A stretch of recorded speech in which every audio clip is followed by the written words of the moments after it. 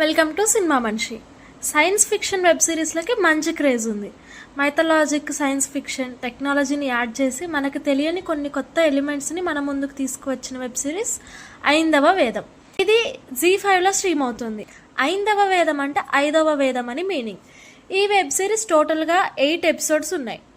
ఈ వెబ్ సిరీస్కి బాగా ప్లస్ అయిన ఎలిమెంట్స్ ఏంటంటే థ్రిల్లింగ్ ఎలిమెంట్స్ని బాగా రాసుకోవడం, గ్రిప్పింగ్గా స్టోరీ చెప్పడం, నెక్స్ట్ ఏం జరుగుతుంది అని ఇంట్రెస్టింగ్గా కలిగించడం, ఒక జానర్ని కాకుండా చాలా ఎలిమెంట్స్ని యాడ్ చేసి డైరెక్టర్ ఒక మంచి ఎక్స్పీరియన్స్ అందించాడు.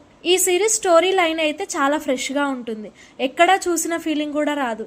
గెస్ చేయడం కూడా చాలా కష్టం.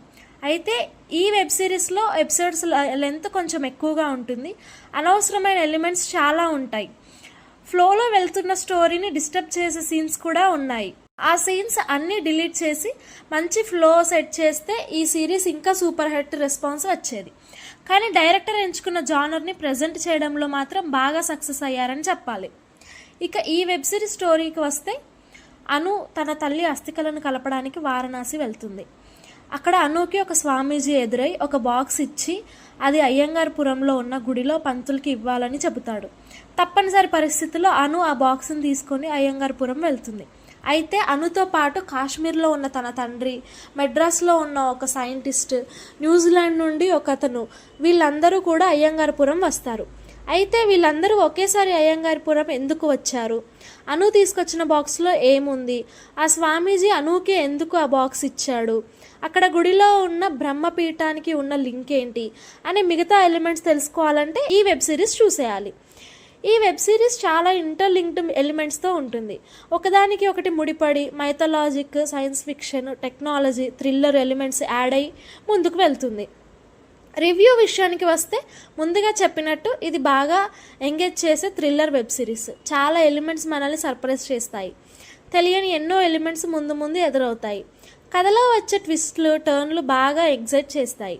సడన్గా వచ్చే మిస్టీరియస్ ఎలిమెంట్స్, ఇది నిజంగా జరుగుతుందా అని వచ్చే ఫీలింగ్, దీని వెనకాల ఉన్న బ్యాక్ స్టోరీ పర్ఫెక్ట్గా ఎంగేజ్ చేస్తాయి. అయితే అనవసరమైన సీన్లు, లాజిక్లెస్ ఎలిమెంట్స్ పూర్తిగా జస్టిఫై అవ్వవు. అయితే అది సీజన్ 2కి ఇంటర్లింక్ చేసినట్టుగా చూపించాడు డైరెక్టర్. ఇక ఇందులో మెయిన్ క్యారెక్టర్ చేసిన ధన్సిక చుట్టూ ఈ స్టోరీ తిరుగుతుంది. ప్రతి ఎపిసోడ్కి ధన్సిక కీ రోల్ ప్లే చేసింది. అయితే తనకి హెల్ప్ చేసే క్యారెక్టర్స్ కూడా చాలా బాగున్నాయి. గుడిలో పూజారులు కానీ, అగోరా, కెమెరామ్యాన్ క్యారెక్టర్ కానీ, ఇలా ప్రతి క్యారెక్టర్ మంచి ఆర్క్తో డిజైన్ చేశారు. అయితే లీడ్ రోల్ ప్లే చేసిన ధన్సిక క్యారెక్టర్ మాత్రం చాలా లైటర్ వేలో ప్రజెంట్ చేశాడు డైరెక్టర్. మిగతా క్యారెక్టర్స్ కూడా కథను బాగా ఎలివేట్ చేశాయి.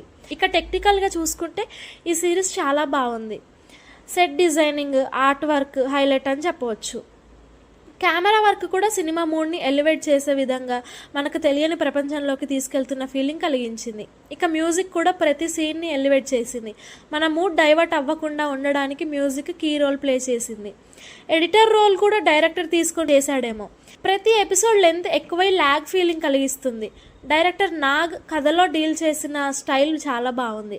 ప్రతి ఎలిమెంట్ ప్రజెంటేషన్ కూడా కన్ఫ్యూజన్ లేకుండా చేశాడు. అయితే అనవసరమైన సీన్లు పెట్టి ఫ్లో డిస్టర్బ్ చేశాడు. అదొక్కటి కరెక్ట్ చేసుకొని ఉంటే ఈ సిరీస్ ఎక్కడికో వెళ్ళేది. ఇక ఫైనల్గా ఇది ఎటువంటి అడల్ట్ కంటెంట్ లేకుండా గ్రిప్టింగ్, ఇంట్రెస్టింగ్గా వెళ్తుంది. కొంచెం ల్యాగ్ని భరించగలిగితే మంచి టైంపాస్ అయ్యే సిరీస్ ఇది. Okay guys, thank you. ఈ వీడియో కనుక మీకు నచ్చినట్టయితే లైక్, షేర్ అండ్ సబ్స్క్రైబ్.